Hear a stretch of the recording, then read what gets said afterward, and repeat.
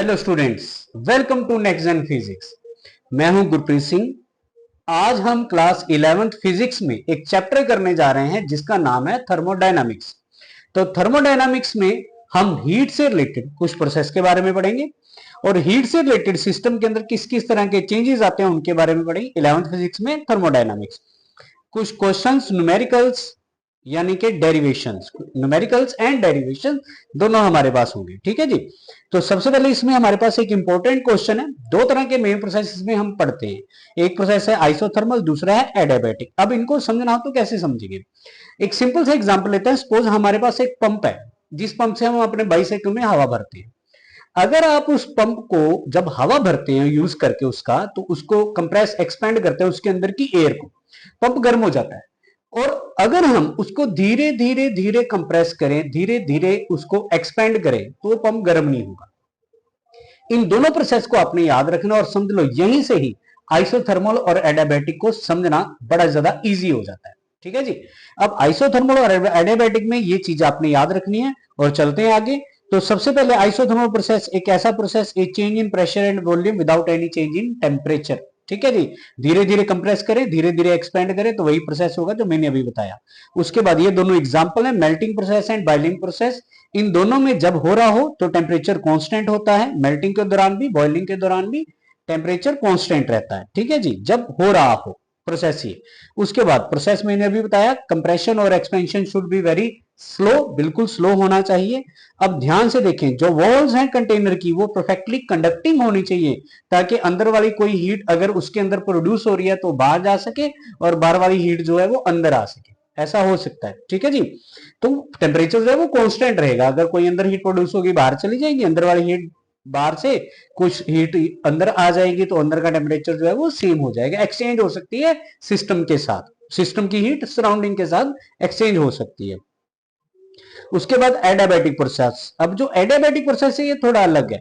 इसके अंदर प्रेशर भी चेंज होगा, वॉल्यूम भी, टेम्परेचर भी चेंज होगा, but no heat can enter और लीव द सिस्टम, है ना। ये चीज बहुत ज्यादा जरूरी है। अगर सिस्टम की हीट बाहर चली जाए, बाहर से ठंडी हवा अंदर आ जाए, तो इसका मतलब एयर एक्सचेंज हुई, हीट एक्सचेंज हुई, टेम्परेचर जो है वो माइट भी कॉन्स्टेंट रह जाए। लेकिन अगर हीट एक्सचेंज ना हो तो टेम्परेचर जो है वो राइज हो जाएगा, इंक्रीज हो जाएगा टेम्परेचर। ठीक है जी। अब उसके बाद इसका एग्जांपल है, आइस बॉक्स रखी होती है। कई बार जूस वालों के पास आपने देखा होगा, कई जगह पे उन्होंने रखा होता है, बीच में वो अगर रख देते हैं आइस को तो वो मेल्ट नहीं होती है, क्योंकि बाहर से हीट उसमें नहीं जा सकती है। Sudden rusting of tyre of A vehicle, एक व्हीकल जा रहा है रोड पे, जैसे जैसे वो फ्रिक्शन होता है उसका रोड के साथ, तो उसके अंदर हीट प्रोड्यूस होती है। हीट के प्रोड्यूस होने से क्या हो सकता है, उसका टेम्परेचर जो है वो इंक्रीज हो सकता है, और हीट का अगर एक्सचेंज ना हो बाहर के साथ तो ब्रस्ट हो जाएगा। वो एग्जांपल है हमारे पास एडियाबैटिक प्रोसेस। आफ्टर दैट जो प्रोसेस है बड़ा ज्यादा सडन होना चाहिए। मैंने अभी एग्जांपल दिया था, बार बार पंप को हम जब कंप्रेस एक्सपेंड जल्दी जल्दी से करेंगे तो टेम्परेचर जो है वो चेंज हो जाएगा। लेकिन अगर हम इसको एडियाबैटिक बनाना चाहते हैं तो उसके लिए जो वॉल्स हैं कंटेनर की वो नॉन कंडक्टिंग होनी चाहिए। नॉन कंडक्टिंग का मतलब आप उस पंप के अराउंड जो है एक इंसुलेटर लगा सकते हैं, तो जिस वजह से वो एक एडियाबैटिक कंटेनर की तरह बिहेव करेगा। ठीक है जी। उसके बाद हमारे पास नेक्स्ट एक न्यूमेरिकल है। अब ये न्यूमेरिकल हमारे पास है वर्क डन से रिलेटेड, और इसके अंदर एक साइक्लिक चेंज आ रहा है, एक साइक्लिक प्रोसेस है। तो जब आप एक साइक्लिक प्रोसेस में वर्क डन निकालते हैं तो उसके लिए आपको याद रखना, और अगर आपके पास ग्राफ दिया हो स्पेशली, तो उसमें आपको याद रखना है दो चीजें जो इससे माइंड में रखनी है। सबसे पहले वर्क डन, अगर आपके पास एक प्रेशर और वॉल्यूम ये दोनों का ग्राफ दिया है, तो work done equals to area under the graph, area under the graph हो जाता है। जो भी ग्राफ है उसका एरिया अगर आप निकालेंगे तो वो आपके पास बन जाएगा वर्क डन। आफ्टर दैट अगर आपके पास एक साइक्लिक प्रोसेस है जैसे यहाँ पे है, तो उस साइक्लिक प्रोसेस का जो अंदर का एरिया है वो निकाल लें तो वो आपके पास वर्क डन हो जाता है। तो साइक्लिक प्रोसेस में जो ग्राफ होगा उसके अंदर का एरिया, अगर जनरल कोई प्रोसेस है तो जैसे ये कोई भी ग्राफ गिवन हो, स्ट्रेट लाइन गिवन हो, ट्रायंगल गिवन हो, किसी भी शेप में, उसके अंडर का जो एरिया होगा that will be our work done. ठीक है। तो अभी हम दोनों को देखेंगे, दोनों का आइडिया हमें हो जाएगा। सबसे पहले इसमें क्या है, 1 mole of ideal gas undergoes a cyclic change. Pressure volume coordinate दिए हुए हैं, ए बी सी डी, चार कोऑर्डिनेट हैं ग्राफ के अंदर है। वर्क डन निकालना है from A to B to C to D, D A, and also net work done in the process. साथ में इसमें जो प्रेशर है वो एटमॉस्फेयर में है और जो वॉल्यूम है वो आपके पास लीटर में है। ये चीज आपको याद रखनी है और इसको कन्वर्ट करना है एसआई में। तो अब यहां से स्टार्ट करते हैं। सबसे पहले वर्कडन निकालते हैं फ्रॉम ए टू बी। तो ए टू बी अगर हम वर्कडन निकालना चाहें फ्रॉम ए टू बी, तो उसके लिए आपको याद क्या रखना है, इस ग्राफ के अंडर का पूरा एरिया लेना है। इस ग्राफ के जो ए टू बी ऐसे ग्राफ है, इसके अंडर का पूरा एरिया लेना है, सारा ये सारा एरिया जो आपको कवर करना है, ठीक है। तो it is like a rectangle which will be length into breadth, जिसका एरिया होगा हमारे पास। तो लेंथ यहाँ पे आपको ये सारी लेनी है, ठीक है। ब्रेड्थ ये आपको यहाँ पे ये वाली लेनी है। तो लेंथ होगी from this particular point two this particular point, यानी कि 580 एम, ठीक है जी। इनटू जो वॉल्यूम है वो आपके पास इसके अंडर जो है, इस एरिया के अंडर पूरा ये वॉल्यूम लेना आपको फ्रॉम 1 to 3, यानी कि 2 लीटर, ठीक है। 580 एम मतलब 5 into 1.01 into 10 to power 5, 2 litre यानी कि 2 इंटू 10 टू पावर -3, ठीक है। उसके बाद 5 टू ये 10 हो जाएगा, इंटू 101 हो जाएगा, डिवाइडेड बाय आपके पास 00 आ जाएगा, ऊपर पावर 8 10 टू पावर 2 बन जाएगी। कैंसिल करेंगे तो ये 10 हो जाएगी, ये 2 अभी हमारे पास ये था, ठीक है। 5 टू 10 हो जाएगा यहाँ पे। तो आप इसमें 5 नहीं लेना आपको, ये 2 नहीं लेना आपको, ऑलरेडी मैं 5 टू 10 ये लिख चुका हूं। तो जब इन दोनों को आप मल्टीप्लाई करेंगे 1010 जूल, ये आपके पास आ जाएगा work done from A to B. अब इसमें आपको ध्यान क्या देना है, जो वर्कडन आपके पास फ्रॉम बी टू सी होगा और जो वर्कडन आपके पास डी टू ए होगा, D to A work done equals to 0, अभी बताऊंगा इसका रीजन, और work done from B to C equal to 0। ये दोनों वर्कडन आपके पास 0 आएंगे। इसके पीछे रीजन क्या है, इसके पीछे बेटा जी रीजन ये है क्योंकि यहाँ पे वॉल्यूम जो है इन दोनों ग्राफ में वो कांस्टेंट है। एक ही वॉल्यूम पे ये ग्राफ नीचे की तरफ आ रहा है, एक ही वॉल्यूम पे ये ग्राफ ऊपर की तरफ जा रहा है। वॉल्यूम कांस्टेंट है, वॉल्यूम कांस्टेंट होगा तो डीवी इक्वल टू 0 हो जाएगा। और वर्कडन का एक फॉर्मूला होता है पीडीवी, डीवी अगर 0 हो गया तो वर्कडन यहां से 0 हो जाता है, ठीक है जी। तो ये तो हो गया। अब आपके पास रह गया work done from C to D, C to D work done है। तो सी टू डी वर्कडन के लिए इसके ये वाला एरिया आपको लेना है। Again area length into breadth, एक इसकी साइड हो जाएगी आपके पास 280 एम, ठीक है जी, इंटू 2 लीटर आपके पास ये हो जाएगा 280 एम, यानी कि 2 into 1.01 into 10 to power 5, 2 into 10 to power -3। अब इसको सोल्व करते हैं, 2 टू 4 हो जाएगा, 4 into 101 into 10 to power 2 divided by 100, ये कैंसिल हो जाएगा, आंसर आ जाएगा 404। लेकिन बेटा जी आपको यहाँ पे याद रखना है, इसमें वॉल्यूम जो है वो डिक्रीज हो रहा है सी टू डी में, यानी कि गैस को कंप्रेस किया जा रहा है, और गैस को अगर कंप्रेस किया जाए तो आपने ये वर्कडन जो है ये माइनस में लेना है। तो WCD इक्वल्स टू -404 जूल। अब क्यों आपके पास आता है नेट वर्कडन, क्योंकि 4 वर्कडन आपको निकालने थे, अब नेट वर्कडन निकालते हैं। नेट वर्कडन के लिए क्या करना है, ये जो साइक्लिक चेंज आ रहा है, जो साइकिल आपके पास गिवन है इसका एरिया ले लेते हैं। तो साइकिल का एरिया यानी कि नेट वर्कडन, जो चक्र यहां पे गिवन है, साइकिल गिवन है, उसका एरिया। तो W इक्वल्स टू, अब इसका area again length into breadth, तो एक साइड होगी फ्रॉम 2 to 5 यानी कि 3, और एक साइड होगी from this point two this point 1 to 3 यानी कि 2, यानी कि 380 एम इंटू 2 लीटर। 380 एम मतलब 1.01, ठीक है, इंटू 10 टू पावर 5, 2 लीटर मतलब 2 इंटू 10 टू पावर -2, अगेन वैसे ही होगा, 3 टू 6, तो 101 हो गया, डिवाइडेड बाय इसकी 0 हट गई, ऊपर 10 टू पावर -3 आना था यहाँ पे, ठीक है। लीटर के लिए 10 टू पावर -3 आता है, 10 टू पावर 2 आएगा, ये कैंसिल होगा, आंसर आ जाएगा 606 जूल, ठीक है जी। अब ये वर्कडन आपके पास आ गया नेट वर्कडन। और एक मजेदार बात, जो आपने ये दोनों वर्कडन निकालने हैं, देखिए work done from A to B and work done from C to D, अगर इन दोनों को माइनस करेंगे तो भी आपके पास आंसर यही आएगा, यानी कि नेट वर्कडन वहां से भी आ सकता है, अगर नहीं तो आप ऐसे निकाल सकते हैं, ठीक है जी।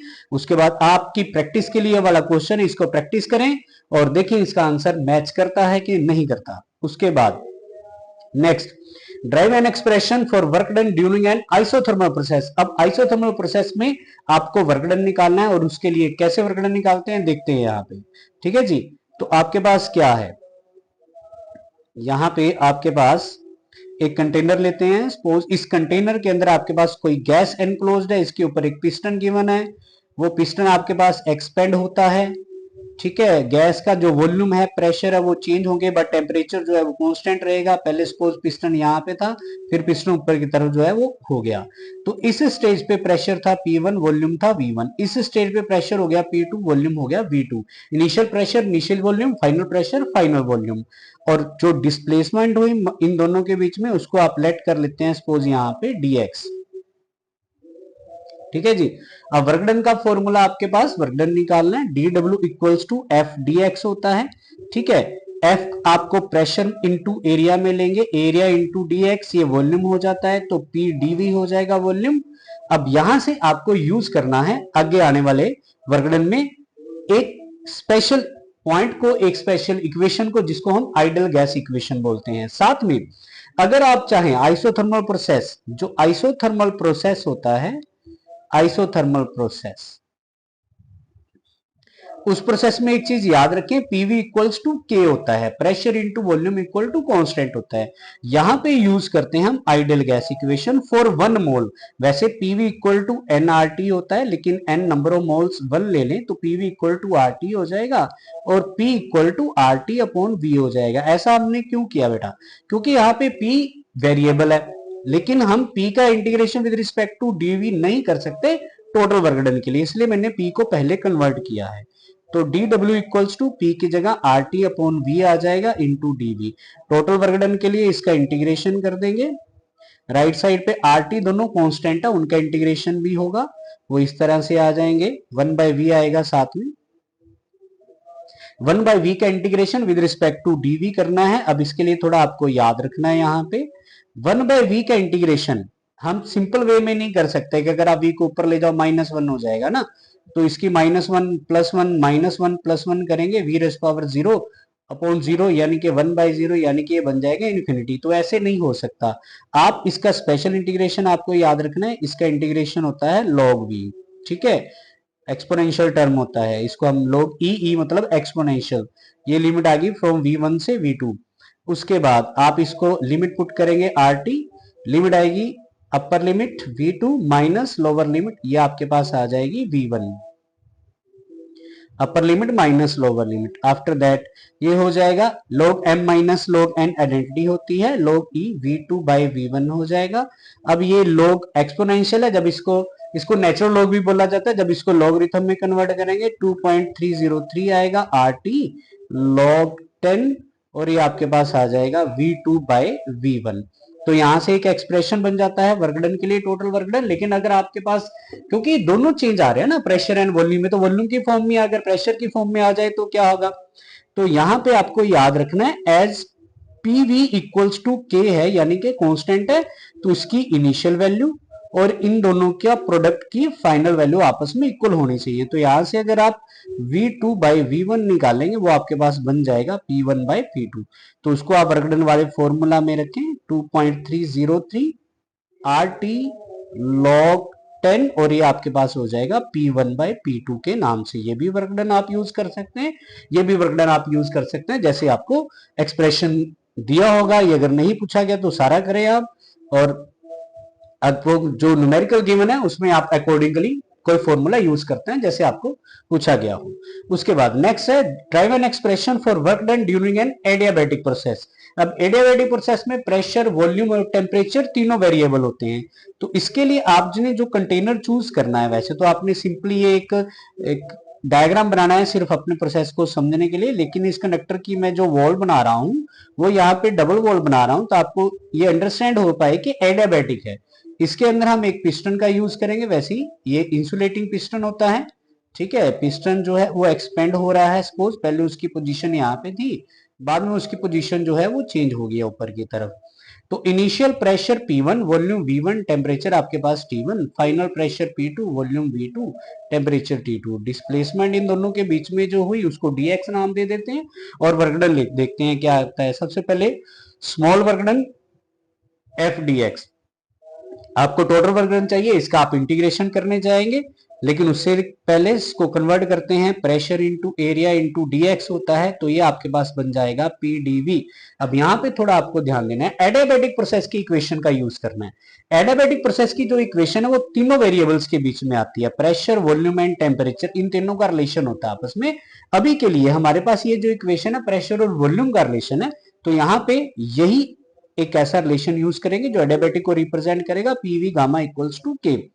गामा बेटा जी यहाँ पे होता है Cp अपॉन Cv, ये होता है specific heat, Cp specific heat at constant pressure, Cv specific heat at constant volume. यहां से P की वैल्यू निकालेंगे, ये बन जाएगा V के V माइनस गामा ना, अपॉन में जाएगा तो ऐसे हो जाएगा। तो dw इक्वल्स टू P की जगह वैल्यू के V minus gamma into dV, यहां से इंटीग्रेशन करके टोटल वर्क डन निकालते, ये हो जाएगा इंटीग्रेशन, ये हो जाएगा इधर इंटीग्रेशन, v रेस पर माइनस गामा dv, लिमिट आ जाएगी फ्रॉम v1 टू v2। ठीक है जी, के यहाँ पे integration minus gamma plus 1 divided by minus gamma plus 1, limit आएगी फ्रॉम v1 टू v2।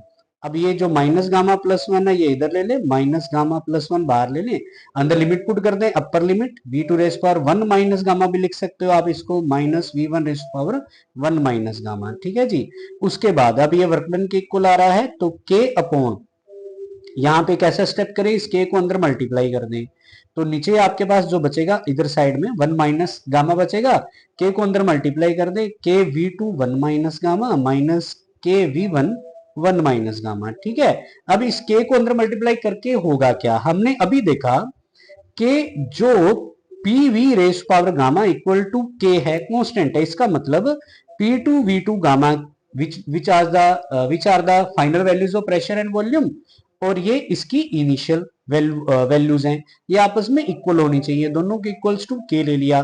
तो जहां पे यहाँ पे ये देखो k है, ये भी k है, तो यहाँ पे 2 वाली वैल्यू पुट कर दो, यहाँ पे 2 वाली वैल्यू, और यहाँ पे आप 1 वाली वैल्यू पुट कर दे, 1 बाय 1 माइनस गामा, ये हो जाएगा P2 V2 गामा, साथ में V2 1 minus gamma minus P1 V1 gamma और V1 raise power 1 minus gamma. ठीक है जी, अब देखिए इन दोनों का बेस सेम है, पावर ऐड हो जाएगी, गामा कैंसिल हो जाएगा, तो मेरे पास बचेगा 1 माइनस गामा, ये हो जाएगा P2 V2 माइनस ये हो जाएगा P1 V1। उसके बाद यूज करेंगे PV equals to RT for 1 mole of gas, PV equal to RT, तो ये हो जाएगा RT2 minus RT1, R common ले लें यहाँ पे आप, तो R अपॉन 1 माइनस गामा, ये हो जाएगा T2 माइनस T1। तो ये हमारे पास जो वर्क डन आता है बेटा जी, ये आता है एडियाबैटिक प्रोसेस के लिए, ऐसे ही ऊपर वर्क डन आया जो हमारे पास आया था आइसोथर्मल प्रोसेस के लिए। नेक्स्ट क्वेश्चन बेटा जी, a sample of gas with gamma equals to 1.5, अब यहाँ पे गामा है, और गामा अभी अभी हमने पढ़ा है वो एक एडियाबैटिक प्रोसेस के अंदर आता है। ठीक है जी, तो ये हमारे पास क्वेश्चन जाएगा एडियाबैटिक प्रोसेस में, तो एडियाबैटिक प्रोसेस में गामा इक्वल्स टू 1.5 है, taken through adiabatic process in which the volume is compressed from V1 1200 centimetre cube. ठीक है, चाहे तो इसको मीटर क्यूब में कन्वर्ट कर देंगे 10 to power minus 6 metre cube. उसके बाद V2 गिवन है 300 सेंटीमीटर क्यूब, यानी कि 300 into 10 to power minus 6 metre cube. ठीक है जी, if the initial pressure, we have the initial pressure which is P1 200 kilo pascal, यानी कि 200 into 10 to power 3 pascal, find the absolute value of the work done in the by the gas in the process. तो सबसे पहले अगर आप work done देखें, आपके पास जो वर्क डन है वो कुछ इस तरह से होता है जो अभी हमने किया, work done equals to R upon 1 minus gamma, और ब्रैकेट में हमारे पास आता है T2 माइनस T1। ठीक है जी, ये है, और अब यहाँ पे इसको चेंज कैसे करेंगे, क्योंकि यहाँ पे तो वॉल्यूम गिवन है हमारे पास, और टेम्परेचर जो है वो गिवन ही नहीं है, साथ में प्रेशर गिवन है, तो कन्वर्ट करेंगे, और वो कैसे कन्वर्ट करेंगे देखिए, यहाँ पे R को मल्टीप्लाई कर दे अंदर, RT2 माइनस RT1 हो गया, और हमें पता है PV इक्वल्स टू RT होता है। ठीक है जी, तो यहाँ पे जब इसको सॉल्व करेंगे 1 minus gamma, this is P2 V2 minus this is P1 V1। ठीक है जी, तो यहाँ से हम निकालते हैं अभी absolute value of the work done ही है, साथ में चलो वर्क डन ही निकाल देते हैं सीधा, तो 1 upon 1 minus gamma, 1 minus gamma, gamma की वैल्यू बेटा जी हमारे पास 1.5 है, 1.5 P2 V2 minus P1 V1। ठीक है जी, P2V2 माइनस P1V1। अब देखिए P2V2 माइनस P1 है, इसमें ना P2 गिवन ही नहीं है हमारे पास, V2 गिवन है जरूर। V2 की वैल्यू है 300 इंटू 10 टू पावर माइनस 6, ठीक है जी। P1 जरूर गिवन है 200 into 10 to power 3 into V1 जो है वो भी गिवन है, that is 1200 into 10 to power minus 6। तो ये तो गिवन है लेकिन P2 की वैल्यू नहीं है, तो हमें यहाँ P2 की वैल्यू चाहिए। और P2 की वैल्यू निकालने के लिए जो एडियाबैटिक इक्वेशन है उसका यूज करेंगे अभी हम, using P2V2 gamma equals to P1V1 gamma.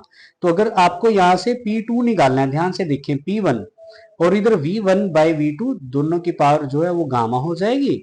तो आप जब V1 की वैल्यू पुट करेंगे, जो इनिशियल वॉल्यूम है वो 1200 है, फाइनल वॉल्यूम 300 है, ठीक है। कंप्रेस होके वॉल्यूम जो है वो कम हो गया है। तो 1200 इंटू 10 टू पावर माइनस 6 ले सकते हैं, divided by 300 into 10 to power minus 6 ले सकते हैं, गामा की वैल्यू 1.5। तो P1 आपके पास है 200 into 10 to power 3, 200 into 10 to power 3, ठीक है जी। तो जब इसको कैंसिल करेंगे आपके पास 4 आएगा और ये कैंसिल हो जाएगा, 15 डिवाइडेड बाय 10 पावर बनेगी। इसको सोल्व करेंगे, 5 3 जा 15, 5 2 जा 10। सोल्व करने के बाद ये 200 इंटू 10 टू पावर 3 और ये 4 रेस्ट पावर 3/2 होगा। मैथ्स के अंदर आपने ये पढ़ा है कि जब इस तरह से पावर 3/2 आ जाए तो उसको हम 4√4 लिख सकते हैं, 4√4 इसको लिख सकते हैं। तो 200 इंटू 10 टू पावर 3 इंटू 4 और इसका रूट आपके पास आ जाएगा 2। तो 4 2 जा आपके पास 800, 800 2 जा 1600, तो 1600 इंटू 10 टू पावर 3 पास्कल। ये P2 की वैल्यू आ गई। अब इसको यहां पे हम पुट कर देंगे, ठीक है जी। तो W इक्वल्स ये 1 डिवाइडेड बाय माइनस 0.5 आ जाएगा, ठीक है। माइनस में इधर कंप्रेस हो रही है तो वर्क डन वैसे भी आपके पास नेगेटिव में आना है, ठीक है। P2 की वैल्यू पुट कर देंगे 1600 into 10 to power 3 multiply by 300 into 10 to power minus 6 minus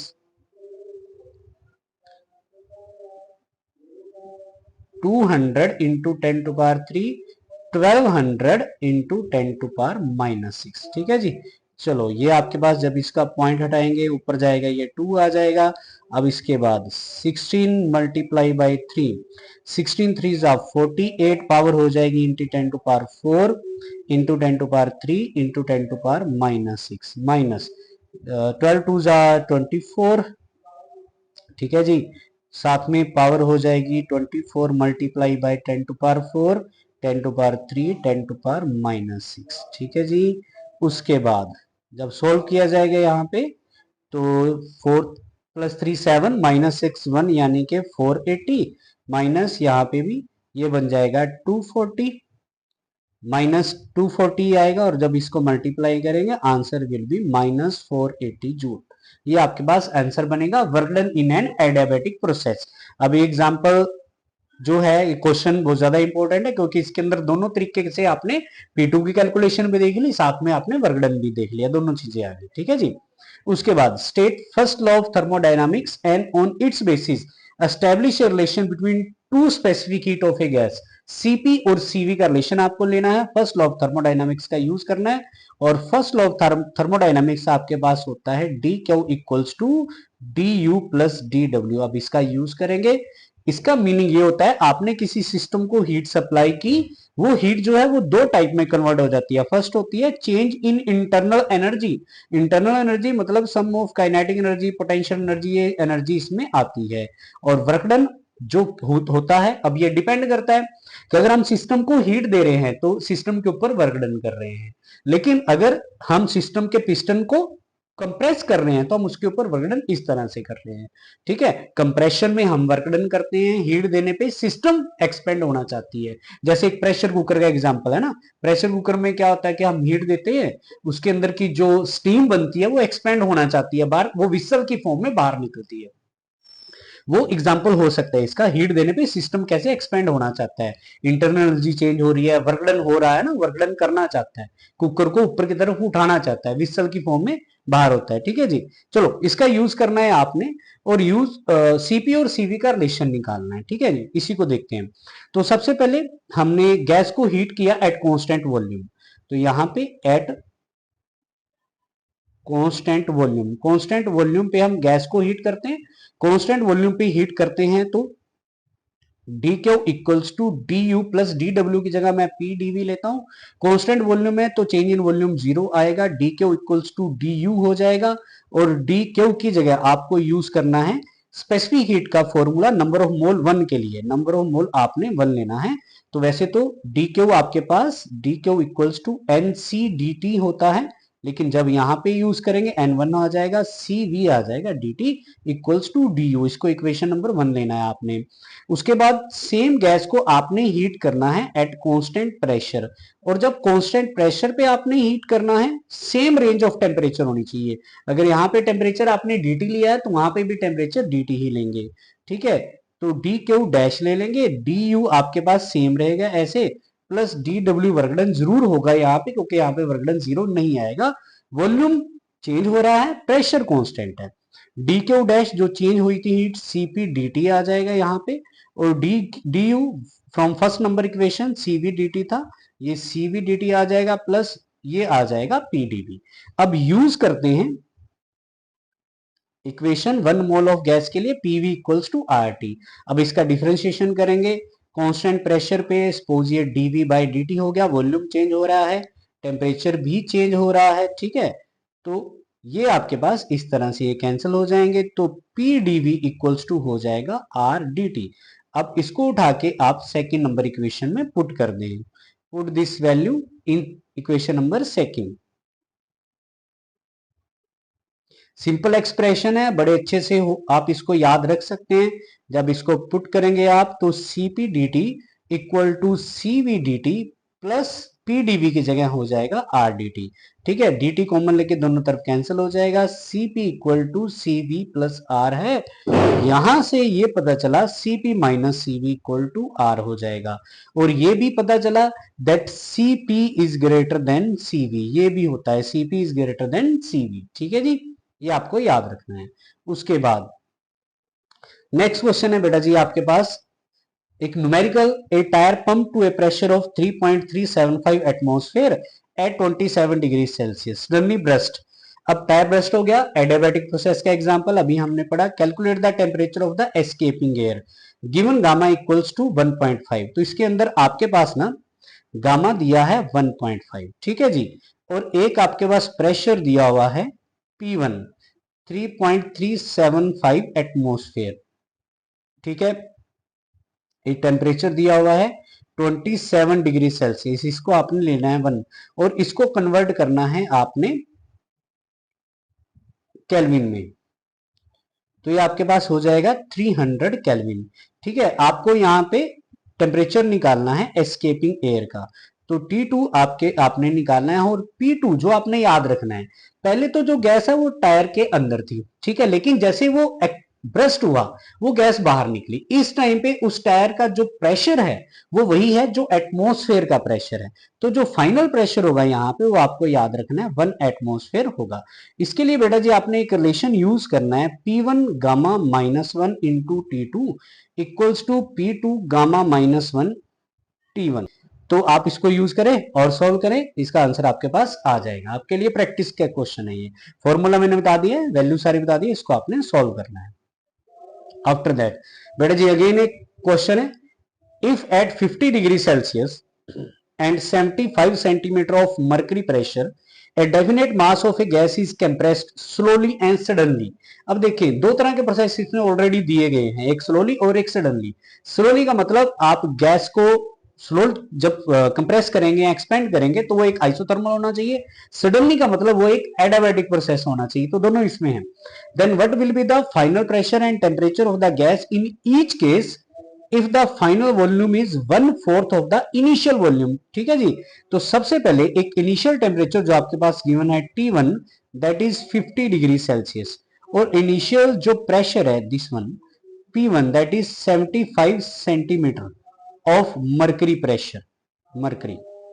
mercury को आप Hg भी लिख सकते हैं, यहाँ पे इतना बड़ा लिखने की जरूरत नहीं है, इसको Hg लिख सकते हैं, 75 सेंटीमीटर ऑफ Hg। इसको ऐसे यूज करें, कुछ करने की जरूरत नहीं है। अब सबसे पहले स्लोली जब करेंगे तो वो आपके पास एक आइसोथर्मल प्रोसेस है। तो सबसे पहले आइसोथर्मल की बात करते हैं। आइसोथर्मल प्रोसेस में आपने फाइनल प्रेशर जो है वो निकालना है, ठीक है। Then what will be the final pressure and temperature, final pressure और फाइनल टेम्परेचर भी निकालना है, मतलब P2 भी निकालना है आपको और साथ में T2 भी निकालना है, ठीक है, T2 भी निकालना है। और इन each case if the final volume is 1/4 of initial volume, यानी कि अगर V1 को आप सपोज V ले रहे हैं तो V2 होना चाहिए 1/4 ऑफ इनिशियल वॉल्यूम, यानी कि V/4 होना चाहिए। ये आप यूज कर सकते हैं। तो सबसे पहले आइसोथर्मल में P1 V1 equals to P2 V2 होता है। P1 की वैल्यू आपके पास 75 सेंटीमीटर, इसको ऐसी ले ले। V1 की वैल्यू आपके पास V2 है, P2 आपको निकालना है और V2 की वैल्यू है V/4, ठीक है जी। V से V कैंसिल हो जाएगा, आपके पास P2 इक्वल टू 75 इंटू 4 हो जाएगा। ये आपके पास हो जाएगा 300, ठीक है, सेंटीमीटर ऑफ Hg। इसी में आप आंसर लिख सकते हैं 300 सेंटीमीटर ऑफ Hg, कुछ लिखने की और जरूरत नहीं है। लेकिन एक चीज बड़ी इसमें इंटरेस्टिंग है, जब आप इसमें फाइनल टेम्परेचर निकालना जाओगे बेटा जी, final temperature will be same, यानी कि T2 वही होगा जो T1 होगा, क्योंकि ये कौन सा प्रोसेस है, ये एक आइसोथर्मल प्रोसेस है और आइसोथर्मल प्रोसेस में जो टेम्परेचर है वो कांस्टेंट रहता है। फाइनल प्रेशर आपने निकाल लिया, फाइनल टेम्परेचर यहां से निकाल लेंगे। उसके बाद है एडियाबैटिक में। अब एडियाबैटिक में आपको ये दोनों निकालने होंगे। तो P2 V2 gamma equals to P1 V1 gamma ले लेते हैं। P2 इक्वल्स P1 और यहाँ पे V1/V2 rest power gamma. Gamma की वैल्यू आपके पास 1.5 है, गामा इज 1.5, ठीक है। तो √4 वाला वही सिस्टम आ जाएगा आपके पास। P2 इक्वल्स टू P1 75 इसको लेना है आपने, ये आपके पास V है और ये आपके पास V2/4, V/4 है ना, V/4 है तो 4 ऊपर चला जाएगा, यहाँ पे V नीचे आ जाएगा, ये कैंसिल हो जाएगा। गामा की वैल्यू 15/10 अभी पीछे यूज की थी तो ये 3/2 हो जाएगा। 4√4 आपने ले लेना है, तो 75 इंटू 4√4 का मतलब 2 हो जाएगा, तो ये आपके पास बन जाएगा 600। तो 600 सेंटीमीटर ऑफ Hg, ठीक है जी। ये आपने फाइनल प्रेशर निकाल दिया, अब आपको निकालना है फाइनल टेम्परेचर। तो इसमें हम बेटा जी एक रिलेशन यूज करेंगे वॉल्यूम का टेम्परेचर के साथ, वॉल्यूम का टेम्परेचर के साथ, ठीक है। ये होता है T1 V1 gamma -1 equal to T2 V2 gamma -1, T1 V1 gamma -1, T2 V2 gamma -1, ठीक है। इसमें आप T2 निकालना चाहते हैं तो ये आपके पास हो जाएगा T1 एज इट इज आ जाएगा V1/V2 और ये हो जाएगा गामा -1, ठीक है। अब जो टेम्परेचर था T1 वो आपके पास 50 डिग्री सेल्सियस है, तो उसको हम कन्वर्ट करेंगे केल्विन में। 273 उसके अंदर हमको ऐड कर देना है, ठीक है जी। तो ये 323 केल्विन हो गया, ठीक है। उसके बाद V1/V2 दोनों के पावर आपके पास गामा -1 आ जाएगी। T2 इक्वल्स टू 323, जो V1 है आपके पास बेटा जी, V1 दैट इज V और V2 V/4 है। This is V, this is V/4, 4 ऊपर चला गया, 1.5 -1 ये कैंसिल हो गया। T2 इक्वल्स टू 323, यानी कि 4 रेस्ट पावर 0.5, 0.5 का मतलब 5/10, 1/2 लेंगे, 4 का रूट यानी कि 2, तो आंसर बनेगा 2 3 जा 6, 2 2 जा 4, 2 3 जा 6, 646 केल्विन, ये आपके पास आ जाएगा फाइनल टेम्परेचर, ठीक है जी। उसके बाद नेक्स्ट क्वेश्चन है 5 moles of oxygen are heated at constant volume from 10 degree Celsius to 20 degree Celsius. What will be the change in the internal energy of the gas? मतलब change in internal energy आपको du यहाँ पे find करना है। The gram molecular specific heat at constant pressure, oxygen gas है, at constant pressure उसकी एक specific heat given है हमारे पास Cp, दैट इज 8 कैलोरी पर मोल पर डिग्री सेल्सियस, ये Cp की वैल्यू गिवन होगी।